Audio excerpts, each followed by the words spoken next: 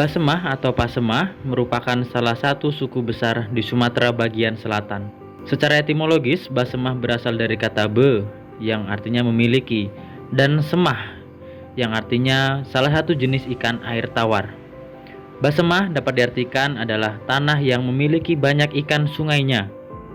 Masyarakat Basemah berasal dari suku bangsa Proto-Malayan yang memiliki banyak peninggalan megalitikum serta memiliki latar belakang budaya pertanian. Kajian dalam esai ini akan berfokus pada masyarakat perbukitan di Kecamatan Tanjung Sakti, Kabupaten Lahat, Sumatera Selatan. Masyarakat suku Basemah masih mempertahankan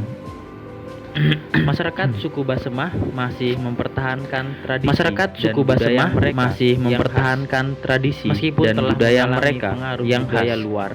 Meskipun telah Bahasa yang mengalami digunakan pengaruh oleh suku budaya Basemah luar, adalah bahasa yang digunakan oleh yang suku menjadi Basemah adalah bagian bahasa dari kelompok Basemah bahasa yang Lampung. menjadi bagian Sebagian dari besar kelompok dari mereka bahasa bermata Lampung. pencaharian sebagai Sebagian petani besar dari mereka dan berkebun, bermata pencaharian serta sebagai menangkap petani ikan dan dan hewan berkebun, di hutan. serta menangkap Suku ikan Basemah dan dikenal hewan di sebagai hutan. masyarakat yang sangat menghargai Suku Basemah nilai-nilai dikenal adat sebagai dan masyarakat tradisi, yang sangat serta menghargai menjunjung nilai-nilai tinggi adat dan kearifan tradisi. lokal. Ninian Smart adalah ahli teologi dan filsafat agama yang mengembangkan sebuah teori yang dikenal 7 dimensi agama. 7 dimensi agama Ninian Smart adalah doktrinal, mitologis, etis, ritual, pengalaman, institusional, dan material. Saya pikir sistemnya membantu kita untuk mempelajari agama satu sama lain mengenai persamaan atau perbedaan.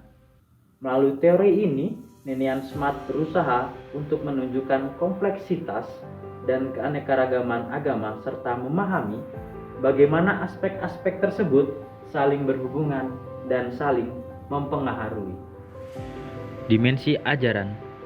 Konsep yang ilahi dalam suku Basemah dikenal dengan sebutan Ni Tuan Junjungan Sakti, yang artinya yang dipertuan dan dijunjung sakti. Yang ilahi itu tidak identik dengan pribadi tertentu, melainkan fenomena kekuatan yang tidak bisa dijelaskan. Hal ini merupakan sebuah keterbatasan masyarakat untuk merumuskan kekuatan alam yang mampu menjunjung gejala di luar kekuatan manusia. Selain Nik Tuan Junjungan Sakti yang bersifat paling tinggi, maha mengatasi, dan masih misteri, masyarakat memiliki konsep lain mengenai yang ilahi yang sudah terpersonifikasi pada subjek khusus. Konsep itu disebut puyang atau para leluhur. Dimensi ritual. Suku Basemah memiliki nazar yang sangat terkenal dan diucapkan secara pribadi di depan umum yang berisi, jika saya ... maka saya akan mengorbankan ... untuk dimakan puyang. Dengan bernazar, si pengucap memiliki kewajiban untuk membayarnya setelah nazar itu terkabul. Keingkaran akan menyebabkan harmoni hidup menjadi terganggu karena puyang akan murka dan menagih janji. Ritual ini disebut ritual membayar niat. Dimensi pengalaman.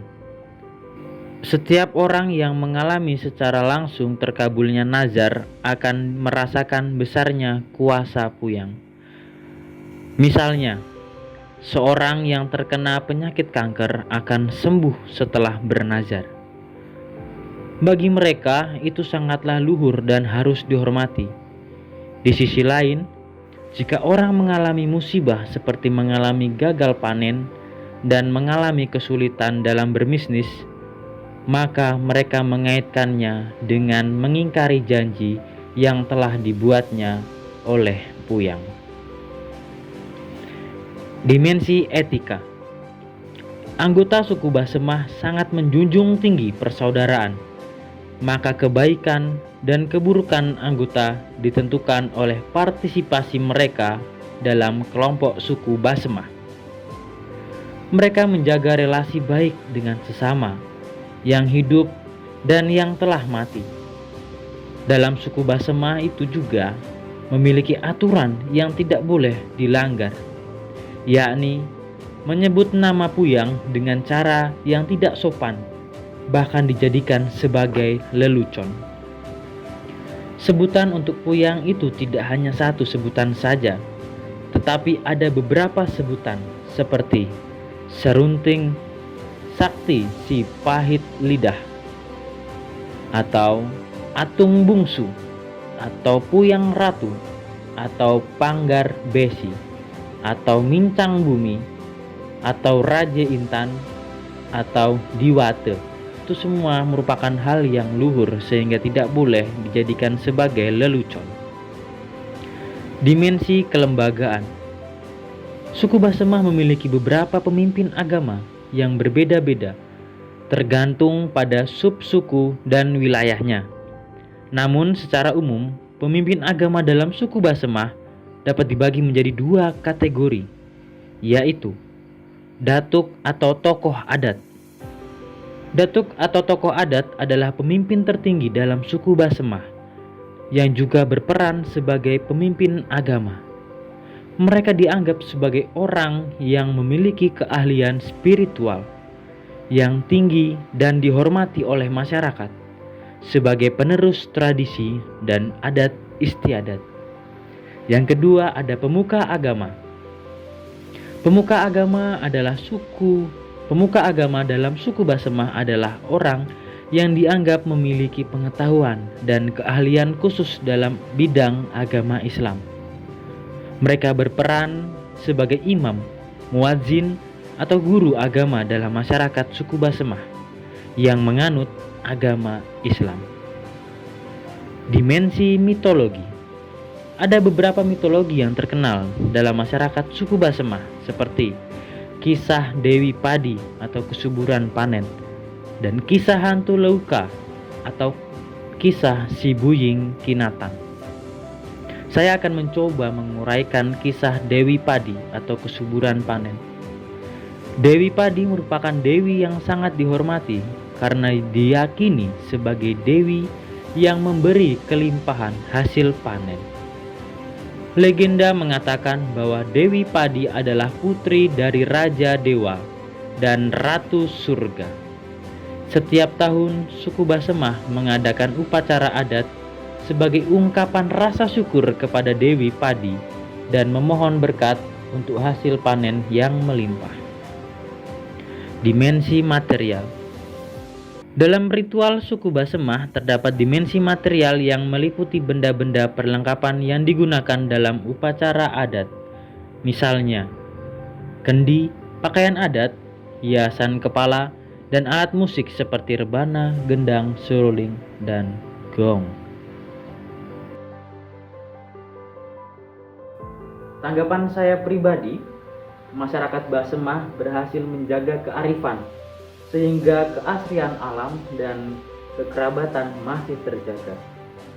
Praktik seperti membayar niat merupakan sebuah pendidikan agar masyarakat memiliki kesetiaan pada janji dan memiliki tanggung jawab. Dengan praktik itu pula, setiap anggota masyarakat mampu menunjukkan ambil bagian bagi kehidupan bersama. Praktik penghormatan pada Puyang juga mengaburkan paham ketuhanan. Ni Tuang Junjungan Sakti. Ni Tuang Junjungan Sakti menjadi pemahaman yang sangat abstrak dibandingkan dengan Puyang, sehingga dengan rentan tercampur dengan konsep ketuhanan dalam institusi agama lain yang terkesan lebih jelas. Praktik-praktik agama dan kebudayaan Palmer juga menunjukkan bahwa praktik-praktik agama dan kebudayaan suku Basemah dipengaruhi oleh animisme dan tradisi primitif. Hal ini dapat menimbulkan pertanyaan kritis mengenai relevansi praktik-praktik tersebut dalam konteks kekinian dan tantangan modernis.